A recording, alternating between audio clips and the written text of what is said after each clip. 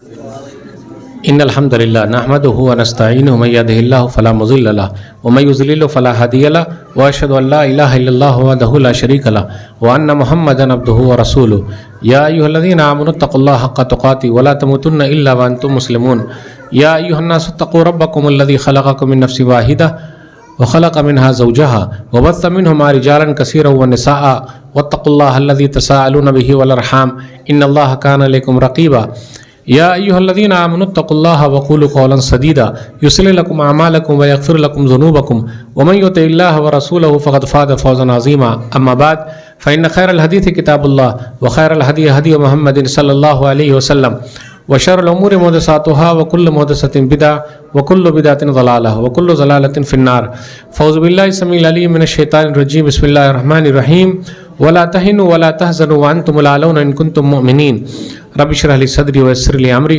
वहलुल उक़दतम मिन लिसानी यफ़क़हू क़ौली रब्बि ज़िदनी इल्मा सुब्हानका ला इल्म लना इल्ला मा अल्लमतना इन्नका अंतल अलीमुल हकीम अल्लाहुम्मा सल्लि अला मुहम्मद व अला आलि मुहम्मद कमा सल्लैता अला इब्राहीम व अला आलि इब्राहीम इन्नका हमीदुम मजीद अल्लाहुम्मा बारिक अला मुहम्मद व अला आलि मुहम्मद कमा बारकता अला इब्राहीम व अला आलि इब्राहीम इन्नका हमीदुम मजीद। उलमाए इकराम, बुज़ुर्गों, दोस्तों, साथियों, ख़वातीन इस्लाम और प्यारे बच्चों, मैंने सूरह आल इमरान सूरह नंबर 3 की आयत नंबर 139 आप लोगों के सामने पढ़ी है। आज मेरा टॉपिक है, उन्वान है कभी मायूस मत होना।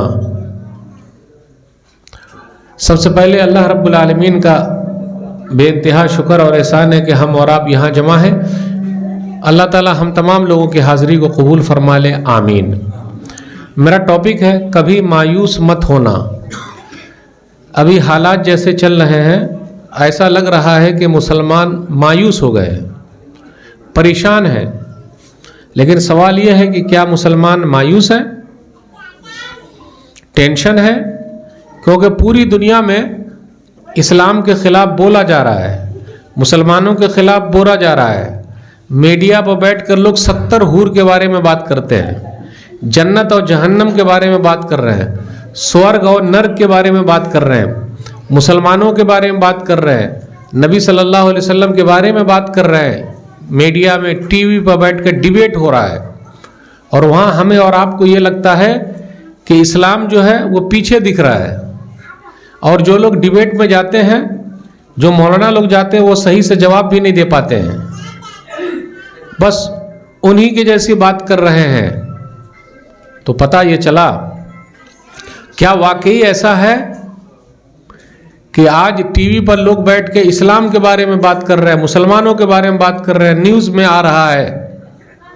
तो क्या ये नई चीज़ है? जी नहीं मेरे भाइयों, ये पुरानी चीज़ है। नबी सल्लल्लाहु अलैहि वसल्लम के ज़माने में भी मक्का वालों ने नहीं छोड़ा। नबी सल्लल्लाहु अलैहि वसल्लम को जादूगर कहा, शायर कहा, मजनू कहा। तो क्या नबी सल्लल्लाहु अलैहि वसल्लम ने इस्लाम की तरफ बुलाना छोड़ दिया? नहीं छोड़ा। आप कुरान करीम पढ़िए। तो जब लोगों ने नबी सल्लल्लाहु अलैहि वसल्लम को नहीं छोड़ा है, तो क्या हमें और आपको छोड़ देंगे? नहीं छोड़ेंगे। पुराने ज़माने से चला आ रहा है और ये चलता रहेगा। हम सब की जिम्मेदारी बनती है कि इस मौके से फ़ायदा उठा लें। आज हमारे पास खुद का टीवी चैनल क्यों नहीं है? बोलिए, हमारे पास खुद का टीवी चैनल है? एक भी नहीं है। क्यों नहीं है? क्या पैसे की कमी है? बिल्कुल नहीं। हमारे पास बेहतरीन हॉस्पिटल नहीं है ही नहीं। हमारे पास बेहतरीन स्कूल नहीं है, कॉलेज नहीं है। तो क्या पैसे की कमी है? जी नहीं, हमारे और आपके सोच की कमी है। इसलिए रोने का नहीं, धोने का नहीं, आंसू नहीं गिराने का, क्योंकि जो रोता है उसके आंसू पोंछने वाले कोई नहीं होते।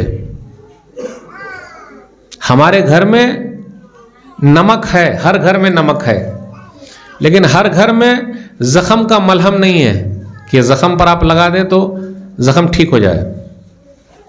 पता ये चला, अगर पूरी दुनिया में इस्लाम के खिलाफ बातें हो रही है तो उससे इस्लाम का प्रचार हो रहा है। कम से कम लोग ये तो जानने लगे हैं कि 70 हूर है, जन्नत और जहन्नम है, जानने तो लगे। मेरे भाइयों, शुरू से चला रहा है। आज पूरी दुनिया में सबसे ज्यादा किसके खिलाफ किताब लिखी जा रही है? इस्लाम के खिलाफ, मुसलमानों के खिलाफ, नबी सल्लल्लाहु अलैहि वसल्लम के खिलाफ। अब हमारी और आपकी जिम्मेदारी क्या है? हम यहां बांग्ला जबान जानते हैं,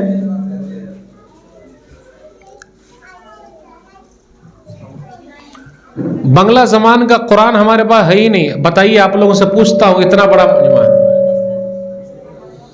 बांग्ला जबान में एक कुरान आप बता दीजिए, कोई बताएंगे? हमारे पास बांग्ला जबान में कुरान है, ट्रांसलेशन है हमारे पास, इंडिया का, बाहर का नहीं। आप बोलिएगा बाहर का ट्रांसलेशन है, वो नहीं चलेगा। इंडिया का बांग्ला जबान में ट्रांसलेशन है, किसका है? नया है कि पुराना है? हाँ?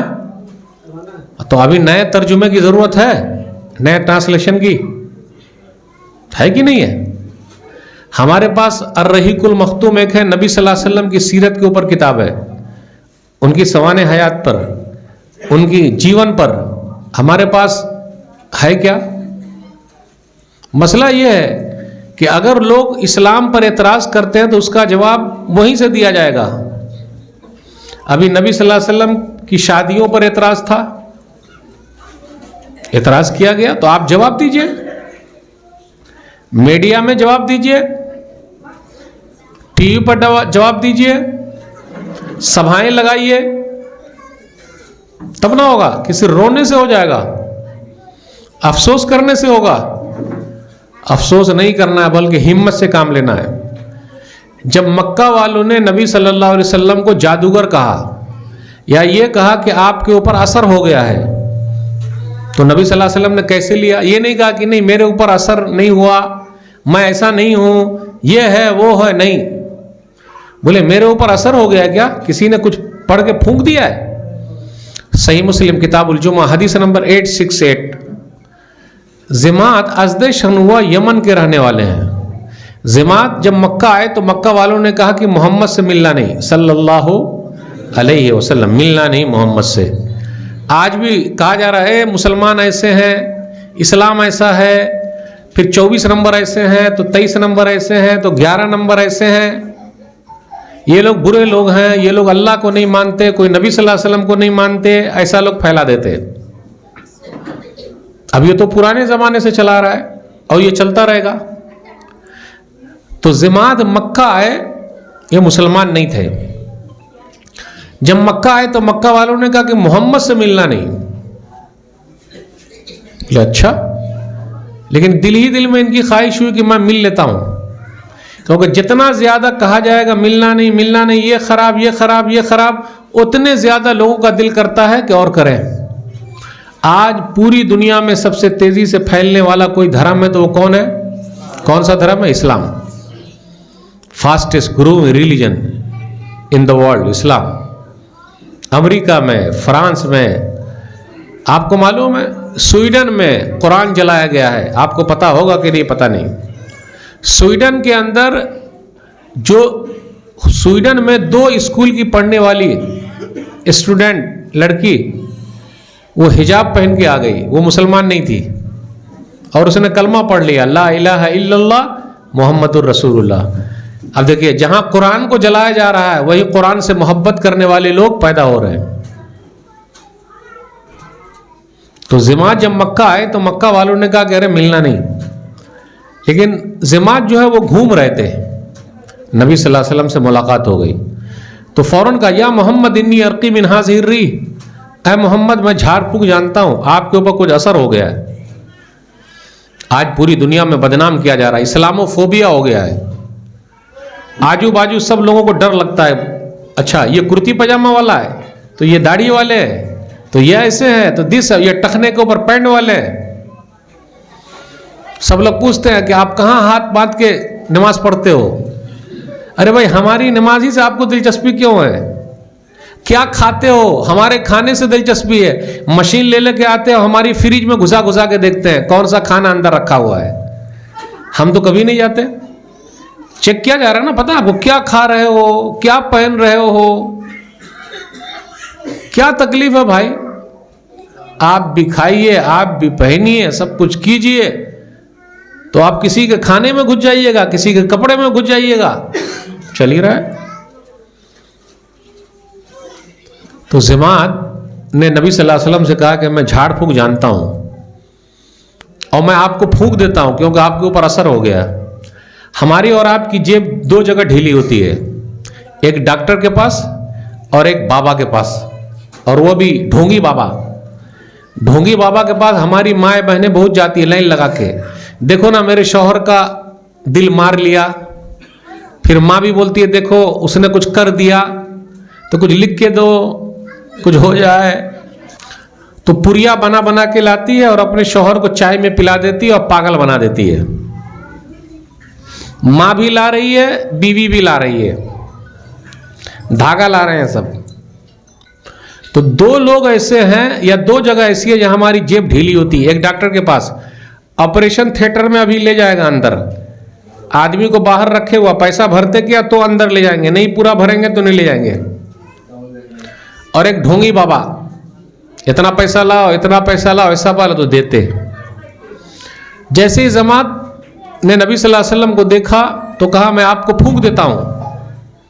बोले फूंक देंगे? तो नबी सल्लल्लाहु अलैहि वसल्लम ने ये पढ़ा, इन्नल हम्दलिल्लाह नहमदुहु व नस्तईनुहु मन यहदिहिल्लाहु फला मुज़िल्ल लहु व मन युज़लिलहु फला हादिय लहु व अशहदु अल्ला इलाहा इल्लल्लाहु वहदहु ला शरीका लहु व अन्ना मुहम्मदन अब्दुहु व रसूलुहु अम्मा बाद।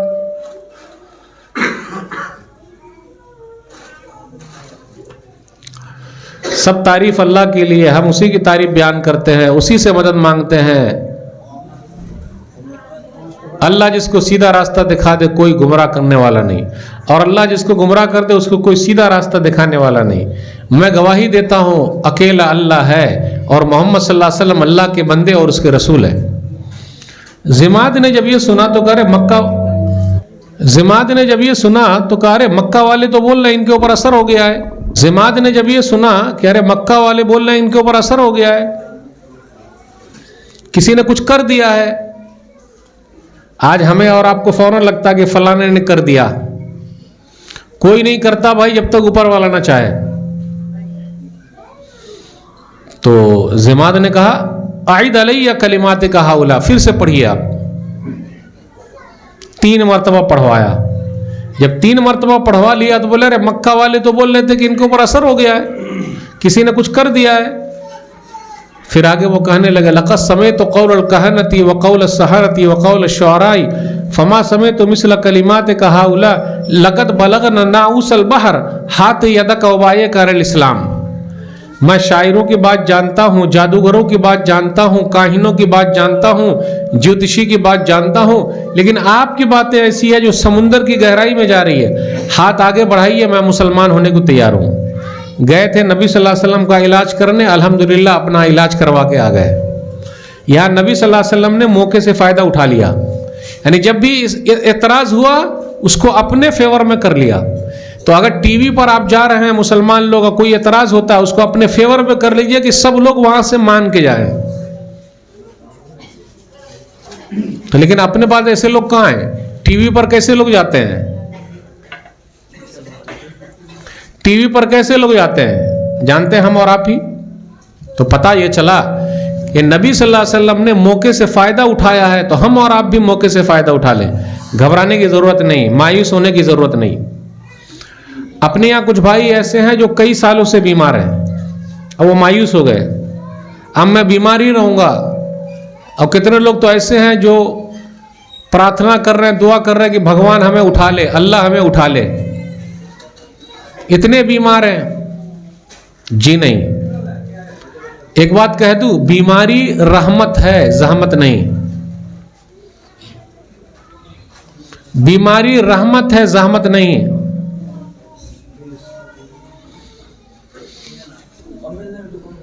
मतलब यह है कि अगर आप बीमार हैं तो अफसोस ना कीजिए,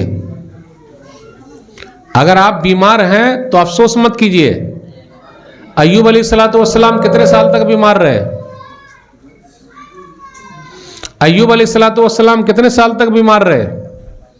1 साल, 2 साल, 3 साल, 4 साल, 5 साल, 10 साल, 18 साल तक बीमार रहे। 18। तो अय्यूब अलैहिस्सलाम वक्त के नबी हैं, वो 18 साल तक बीमार रह सकते हैं। तो क्या अगर हम और आप 18 दिन बीमार पड़ गए, 18 महीने पड़ गए तो गलत हो गया क्या? भाई बीमारी अल्लाह ने लिखी है और हमारे गुनाह झड़ रहे हैं और जन्नत में हमारा दर्जा बुलंद हो रहा है। ऐसे ऐसे लोगों की बीमारी है, कितने लोग डायलिसिस पे हैं, हर दिन परेशानी है। घर पे हैं, कितने लोग हॉस्पिटल में पांव रगड़ रहे हैं कि मौत आ जाए, नहीं आ रही। और आदमी जब बीमार पड़ता है तो सब लोग साथ छोड़ देते हैं। अय्यूब अलैहिस्सलाम बीमार पड़े तो सबने साथ छोड़ दिया, तो हमारे और आपका भी छोड़ देंगे। जब तक पैसा है तो सब लोग सलाम करते हैं, अस्सलाम वालेकुम दादा, सलाम वालेकुम भालो, हाँ अस्सलाम वालेकुम चाचा, सलाम वालेकुम। किसको सलाम कर रहा है रे? पैसे को सलाम कर रहा है। पूरा खेल पैसे का। पैसा अगर है तो बीवी भी पूछती है ठीक ठाक, बेटा भी पूछता है, और पैसा नहीं तो बीवी भी लतिया देती है। अभी एक जगह पे एक आदमी को करंट लग गया, बिजली लग गई, तो उसका इलाज बहुत महंगा पड़ा, लेकिन अल्हम्दुलिल्लाह सही हो गया वो। जब बीमार पड़ गया तो बीवी भी छोड़ के चली गई, और जब अच्छा हो गया तो बीवी दोबारा चली आई। बस यही है। जिस घर में बीमारी हो और जिस घर में बीमार हो तो उसके घर वालों की बहुत परेशानी, बीवी की और माँ बाप की और वो लोग झिल्ला जाते, बहुत गुस्से में आ जाते। जब अच्छा था तो सब कुछ सही था, बीमार पड़ गया तो गलत हो गया। तो अय्यूब अलैहिस्सलाम जब बीमार पड़े तो सबने साथ छोड़ दिया, सिर्फ बीवी ने साथ नहीं छोड़ा। बीवी हो तो ऐसी, अय्यूब अलैहिस्सलाम की बीवी जैसी 18 साल तक वो साथ देती रही, और 18 साल तक उसने खिदमत की है। अभी मेरे पास एक आदमी का फोन आया, कहा मौलवी साहब मैं 10 साल से बीमार हूं, डायलिसिस का मसला है। मेरी वाइफ जो है वो अभी कमा रही है और मुझे खिला रही है। अल्लाह हर एक को ऐसी वाइफ और बीवी दे दे, कहाँ मिलती है? नहीं। परेशानी में काम आने वाले औलाद भी नहीं है, बच्चे भी नहीं आपके, जिनके लिए हम और आप दौलत जमा कर रहे हैं। ये किसी के नहीं होने वाले, ये सब मतलबी है। आपके पास दौलत है तो अब्बा अब्बा अब्बा, और दौलत आपके पास नहीं है तो फिर उसके बाद डब्बा डब्बा बना के छोड़ देता है। सही बोले आप? पैसा है तो अब्बा, पैसा नहीं है तो डब्बा। सही बोले? अब पैसा है तो बाबा, पैसा नहीं है तो पापा। पापा बिस्किट बना के खा रहा है, मम्मी अम्मी, पूरा खेल पैसे का है। अय्यूब अलैहिस्सलाम 18 साल तक बीमार रहे। तो अगर आप भी बीमार हैं तो अफसोस मत कीजिए, अल्लाह से मांगते रहिए, अल्लाह परेशानी दूर कर देंगे। और अय्यूब अलैहिस्सलाम की परेशानी दूर हुई 18 साल के बाद। वो दुआ भी करते रहे, दवा भी करते रहे। तो आप दुआ भी कीजिए, दवा भी कीजिए। व अय्यूब इज़ नादा रब्बहु अन्नी मस्सनी यज़ुर व अंता अरहमुर राहिमीन।